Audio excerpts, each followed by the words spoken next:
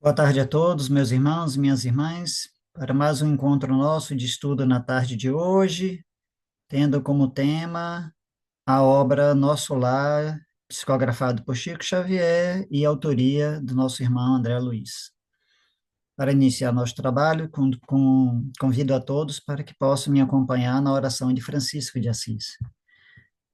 Senhor, fazei de mim um instrumento da vossa paz, onde houver ódios que eu leve o amor, onde houver ofensas que eu leve o perdão, onde houver discórdias, que eu leve a união. Onde houver dúvidas, que eu leve a fé. Onde houver erros, que eu leve a verdade. Onde houver desesperos, que eu leve a esperança. Onde houver tristezas, que eu leve alegrias. Onde houver trevas, que eu leve a luz. Ó Mestre, fazei com que eu procure mais. Consolar que ser consolado. Compreender que ser compreendido. Amar que ser amado. Pois é dando que se recebe, é perdoando que se é perdoado, e é morrendo que se vive para a vida eterna. Que assim seja. Bom, meus irmãos, hoje nós temos para tema de estudo o capítulo 29, A Visão de Francisco. Okay? Vamos ao conteúdo do capítulo. Lembrando que nos capítulos anteriores, né, mostram os primeiros passos do trabalho de André Luiz nas câmaras de retificação. Então, dando continuidade. Enquanto Narcisa consolava o doente aflito, fui informado de que me chamavam ao aparelho de comunicações urbanas. Era a senhora Laura, a mãe do amigo dele, né? Onde ele tá, a dona da casa, a senhora responsável pela casa onde André Luiz se encontrava hospedado, né? Que pedia notícias. De fato, esquecera-me de avisá-la sobre as deliberações de serviço noturno, ou seja, ele esqueceu de avisar a dona Laura e ela ligou preocupada. É, Ele se envolveu tanto na tarefa do serviço noturno, né, do plantão noturno, que esqueceu de avisar. Pedi desculpas à minha benfeitora e forneci rápido relatório verbal da nova situação. Através do fio, a genitora, a mãe de Lísias, parecia exultar, compartilhando o meu justo contentamento. Muito bem, meu filho. Apaixone-se pelo seu trabalho. Embriague-se de serviço útil. Somente assim atenderemos a nossa edificação eterna. Lembre, porém, que esta casa também lhe pertence. Aquelas palavras encheram-me de nobres estímulos. Regressando ao contato direto com os enfermos, notei Narcisa a lutar heroicamente para acalmar um rapaz que revelava singulares distúrbios. Procurei ajudá-la. O pobrezinho de olhos perdidos no espaço gritava espantadiço: Acuda-me, por amor de Deus, tenho medo, tenho medo. E olhar esgazeado dos que experimentam profunda sensação de pavor acentuava: Irmã Narcisa, lá vem ele, o monstro. E aí segue mais à frente, né? Várias declarações desse tipo. Calma, Francisco, pedi à companheira dos infortunados. Você vai libertar-se. Ganhar muita serenidade e alegria, mas depende do seu esforço. Faça de conta que a sua mente é uma esponja embebida em vinagre. É necessário expelir a substância azeda, tóxica, né? Cáustica, ajudá-lo-ei a fazê-lo, mas o trabalho mais intenso cabe a você mesmo. O doente mostrava boa vontade, ou seja, ele já tinha um conhecimento, contato com a Narcisa, já sabia quem era ela, já confiava nela, né? Acalmava-se enquanto ouvia os conteúdos, os conceitos carinhosos, mas volvia a mesma palidez de antes, prorrompendo em novas exclamações. Mas, irmã, repare bem, ele não me deixa, né? Veja, veja, estou vendo o Francisco, respondia ela acordada, mas é indispensável que você me ajude a expulsá-lo. Esse fantasma diabólico, Narcisa, né? Confie em Jesus e esqueça o monstro, dizia a irmã dos infelizes. Vamos ao passe, o fantasma fugirá de nós. E aplicou-lhe fluidos salutares e reconfortadores, que Francisco agradeceu, manifestando imensa alegria no olhar. Narcisa ajeitou-lhe os travesseiros, mandou que uma serva lhe trouxesse água magnetizada. Aquela exemplificação da enfermeira edificava-me. O bem como o mal, em toda parte estabelece misterioso contágio. Olha só que frase. O bem como o mal, em toda parte estabelece misterioso contágio. Ou seja, o bem é contagiante, o mal é contagiante. Observando-me o sincero desejo de aprender, Narcisa aproximou-se mais, mostrando-se disposta a iniciar-me nos sublimes segredos do serviço. E essa aqui é exatamente, eu deixei para comentar mais à frente, porque ao dispormos, ao nos colocarmos à disposição para a realização do serviço em benefício do próximo, isso aqui é um elemento significativo para que a gente mais facilmente estabeleça a sintonia com o bem e não a sintonia com o mal, ok? Lógico, é preciso fazer o bem atentamente, com zelo, com amor sincero, com desprendimento sincero, etc, etc, etc. Mas isso daqui é um elemento muito forte para permitir, como ela disse aqui, né? Que tanto o bem como o mal estabelece misterioso contágio. Então, para que nós possamos mais facilmente nos contagiarmos com o bem, vamos seguir esses preceitos. A quem se refere o doente? Indaguei impressionado. Está porventura sendo assediado por alguma sombra invisível ao meu olhar? Isso aqui pergunta André Luiz. Trata-se do seu próprio cadáver. Que me diz, espantado, né, André Luiz, o pobrezinho era excessivamente apegado ao corpo físico e veio para a esfera espiritual após um desastre, oriundo de pura imprudência. Esteve durante muitos dias ao lado dos despojos, ou seja, do próprio corpo físico, em pleno sepulcro, né?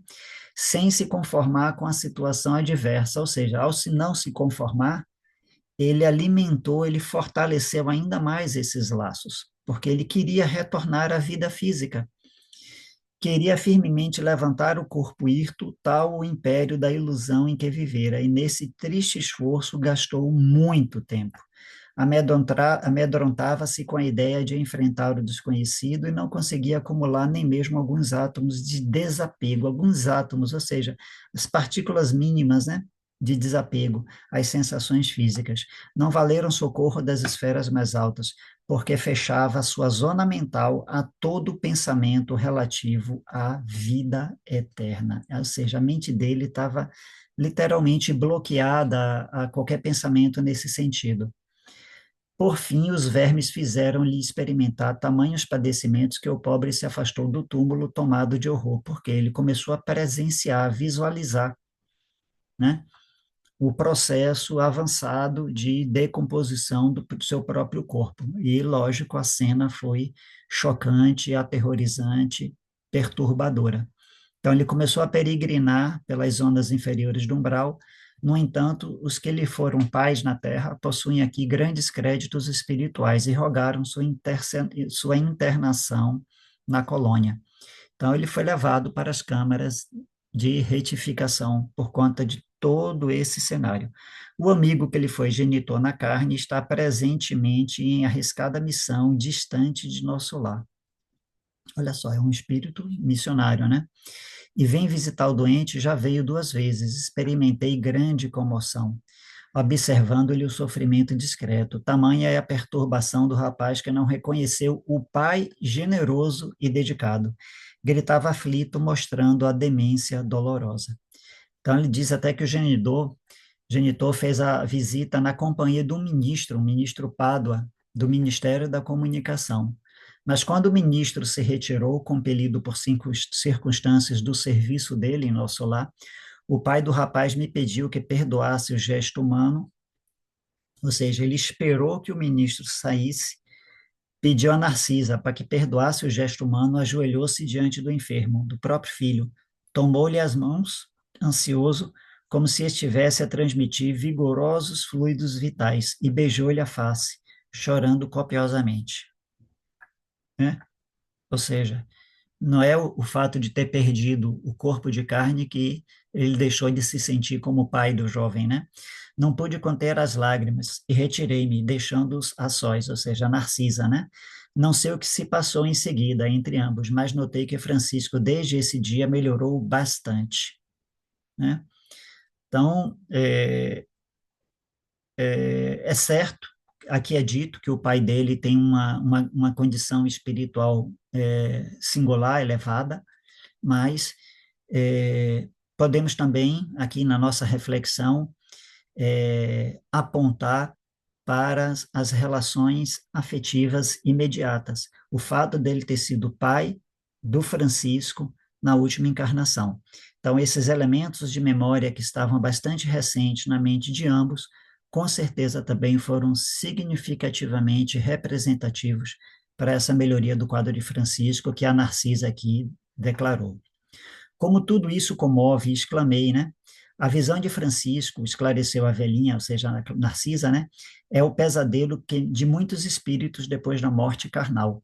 Apegam-se demasiadamente ao corpo, não enxergam outra coisa, nem vivem senão dele e para ele. Ou seja, querem voltar à vida física, né? Querem negar o próprio fenômeno da morte, votando-lhe verdadeiro culto e vindo sopro renovador, não o abandonam.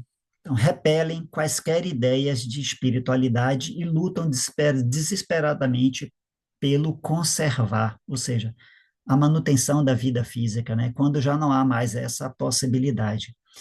Aí, dentro desse cenário todo, sobrevêm perturbações e crises mais ou menos longas e muitos sofrem até a eliminação integral do seu fantasma. O que é o fantasma? A completa decomposição do corpo físico. Graças ao Pai, venho aproveitando bastante nesses últimos anos de serviço. Ah, como é profundo o sono espiritual da maioria de nossos irmãos na carne. Isso, porém, deve preocupar-nos, mas não deve ferir-nos. Você deve preocupar enquanto possibilidade de serviço amoroso, caritativo, mas não deve nos ferir, não deve nos perturbar, ok? A crisálida cola-se à matéria inerte, mas a borboleta alcançará o voo, né? Lembrando que a minhoca, né, ela constrói, ela se fixa num ponto, numa parede, num tronco, num galho, ela se fixa ali, dali ela compõe a crisálida, que é aquele invólucro, e dali a um tempo a crisálida rompe, e a crisálida fica presa ao corpo onde ela se fixou, a parede, a telha, o galho, o tronco, o que for, e a borboleta começa a agitar suas asas, fortalecer suas asas, e aí se desprende, deixando para trás a árvore, o galho, a madeira, o que for, junto com a crisálida. Então, essa figura da borboleta é uma alegoria muito usada para falar sobre a questão da minhoca, né?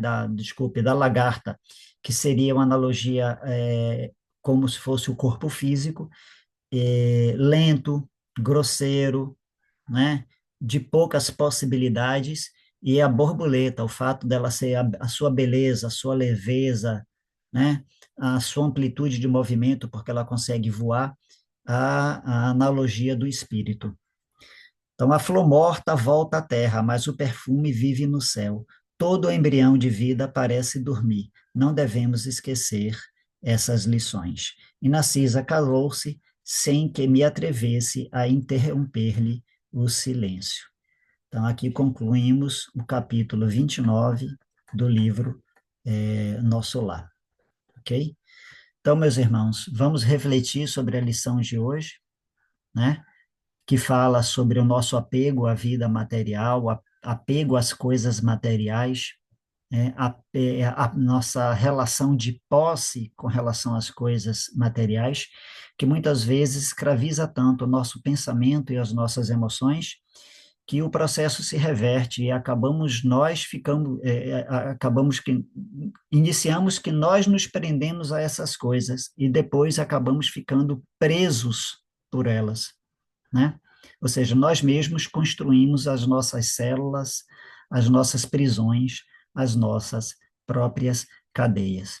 Então, meus irmãos, vamos agradecer a essa possibilidade de estudo, de reflexão que nós tivemos na tarde de hoje, porque assim como é essa lição do, do, do espírito de Francisco, aqui exemplificado em nosso lar, como um indivíduo que ainda se encontrava preso à vida terrena, né, alimentando certas ilusões, assim somos nós quando alimentamos não necessariamente essa, mas quaisquer outras ilusões, ilusões de vaidade, ilusões de orgulho, né?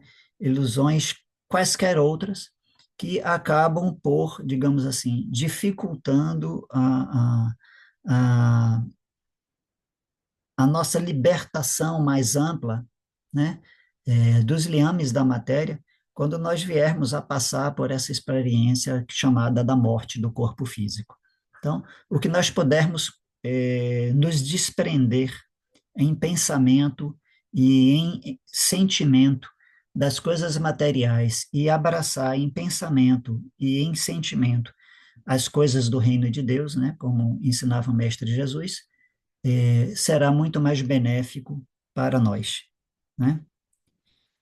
Então, meus irmãos, vamos agradecer a Deus, nosso Pai, vamos agradecer aos espíritos amigos, aos guias e mentores da casa, aos responsáveis pelos nossos trabalhos, aos espíritos amigos e simpáticos à nossa casa e aos nossos estudos, agradecer aos irmãos espirituais que apoiam essa nossa iniciativa de estudo, o nosso trabalho, e que os méritos e as luzes produzidas a partir desse nosso encontro possam trazer a paz, a harmonia, o entendimento e a saúde integral a outros tantos seres. Glória a Deus nas alturas e paz na terra aos homens e mulheres de boa vontade. Então, meus irmãos, uma boa tarde a todos, agradeço a presença de vocês, um grande abraço e até o nosso próximo encontro.